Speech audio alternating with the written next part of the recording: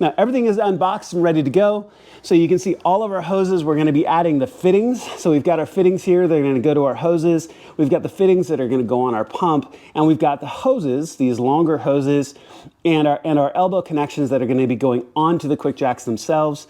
Then we're going to be setting them up. We're going to be adding hydraulic fluid over to the pump, and we're going to be priming the system and walking through that whole process. In addition, they do include some Loctite liquid, which is really, really nice. Now, when you look at the manual, you can use like Loctite thread tape if you'd like, or potentially use both. Now, I've got no plans to use my QuickJacks for the next few days, so dry time on their liquid, I'm actually going to use their provided liquid, and I'll walk you through that whole process. But here's basically our breakout. Now, the one other thing you're going to want to get, and we'll cover it when we get there, but we're also going to need to be adding hydraulic fluid to the reservoir of the pump itself, so we can walk through this whole process and get the hoses primed and the pumps primed and everything else. All right, so let's go ahead and get started. We're going to get started on connecting our hoses first.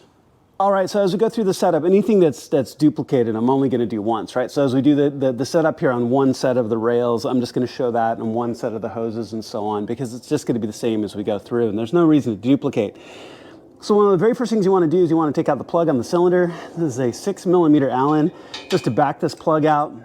And then you're going to take the elbow plug that we have here. Now, this angled plug, you can go ahead and take one side off and then just thread it into place. Now, notice I didn't use any thread lock or any thread tape on this. And actually, the guide says not to on either end of this particular plug.